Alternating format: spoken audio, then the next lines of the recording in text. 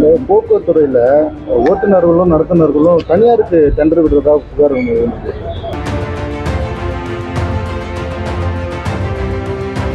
Periyar Maniamma Institute of Science and Technology, Tanjavur, Civil Engineering with specialization in GIS and remote sensing and more.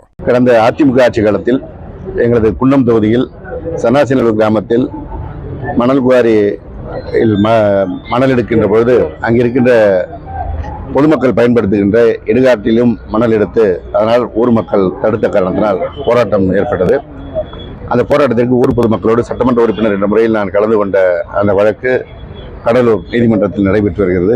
இன்றைக்கு charge framing என்ற வகையில் வரவேண்டிய குற்றம் சாட்டப்பட்டவர்களில் 2 உடல்நிலை காரணமாக வரவில்லை. எனவே இன்றைக்கு குற்றப்பத்திரிகை வழங்கப்பட்டிருக்கிறது. மீண்டும் அடுத்த முறை ஆஜராகின்ற போது சார்ஜ் ஃப்ரேமிங் செய்யப்படும் என்று சொல்லியிருக்கிறார். இந்த போக்குவரத்துறையில் ஓட்டுநர்களும் நடத்துனர்களும் தனியாருக்கு டெண்டர் விடுறதா புகார் ஒன்று இருந்தது. அது யார் சொன்னது? புகார் ஒன்று எழுந்திருக்கு. அது இன்னைக்கு நீங்கள் ஒருத்தர் சொல்லுங்க.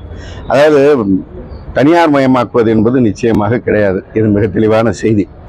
7200 பேருந்துகள் வாங்கப்படுகிறது. மாண்புமிகு முதலமைச்சர் அவர்கள் நிதி ஒதுக்கியிருக்கிறார்கள். அது வாங்குகின்ற நடவடிக்கை துவங்கி நாடாளுமன்ற தேர்தலுக்கு முன்பாக 1000 புதிய பேருந்துகள் மக்களுடைய பயன்பாட்டுக்கு வந்துவிட்டது. இப்பொழுது ஒரு 300 புதிய பேருந்துகள் ஒவ்வொரு மாவட்டத்திலும் மக்கள் பயன்பாட்டிற்கு துவக்கி வைக்கப்பட்டுக் கொண்டிருக்கிறது. எனவே தனியார் மயமாக்குவது என்று முடிவெடுத்துவிட்டால் அந்த 7200 பேருந்துகளையும் ஒட்டுமொத்தமாக ஒரே மாதத்தில் தனியாரை கொண்டு வர முடியும். இதை அரசு வாங்க வேண்டிய தேவையில்லை. எனவே அரசு இதை வாங்குகின்ற பொழுது தனியார் மயமாக்குவது என்ற கேள்வியே எழாது. இன்னொரு புறம் ஓட்டுநர் நடத்துனர் பணிக்கு எடுக்கின்ற நடவடிக்கை நாடாளுமன்ற தேர்தலுக்கு முன்பாக துவங்கி அரசு விரைவு போக்குவரத்து கழகத்தில் 685 பேர் பணிக்கு எடுக்கப்பட்டு விட்டார்கள். அவர்கள் பணியிலும் சேர்ந்து விட்டார்கள். மற்ற போக்குவரத்து கழகங்களுக்கு பணிக்கு எடுப்பதற்கான நடவடிக்கை நாடாளுமன்றத்திற்கு தேர்தல் நடைமுறை முடிவதற்காக காத்திருந்து இப்போது முடிவடைந்திருக்கிறது. அதற்கான பணிகள் துவங்கி இருக்கின்றன. எனவே விரைவில் அந்த பணியாளர்களும் பணிக்கு எடுக்கப்பட இருக்கிறார்கள். எனவே நிரந்தர பணியாளர்கள் எடுக்கும்போது அது எப்படி தனியார் மயமாக்கல் என்ற கேள்வி எழும் என்பதுதான் முக்கியமான செய்தி. அது அரசியல் காரணங்களுக்காக இந்த அரசு சிறப்பான செயல் திட்டங்களை செயல்படுத்தி வருகின்ற நிலையில் குற்றம் சொல்வதற்கு ஏதும் இல்லாத காரணத்தினால் அதை சொல்கிறார்கள்.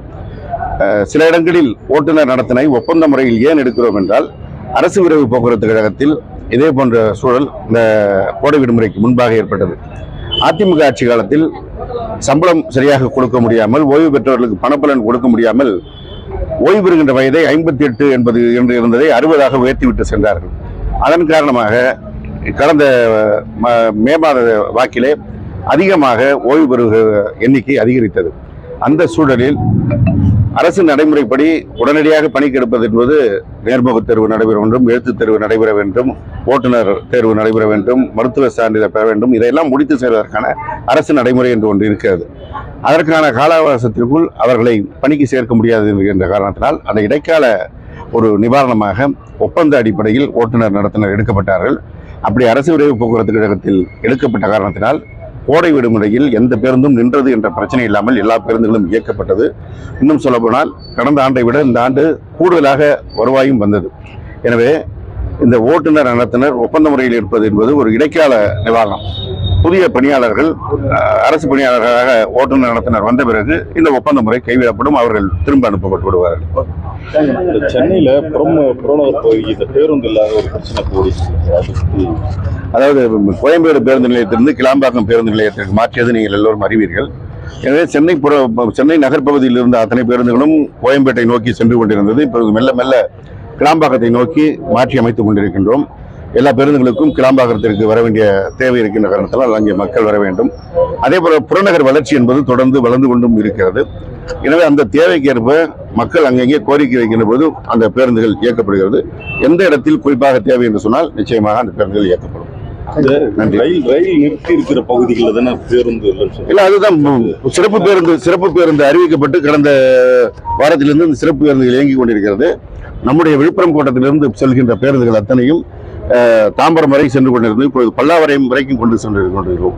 அந்த பேருந்து ரயில்வே பணிகள் நடைபெற்றுக் கொண்டிருக்கின்ற காரணத்தினால் எனவே அந்த பிரச்சனை இல்லாமல் தான் தொடர்ந்து நாங்கள் நடவடிக்கை எடுத்துக் கொண்டிருக்கிறோம். Periyar Maniamma Institute of Science and Technology, Tanjavur, Civil Engineering with specialization in GIS and remote sensing and more.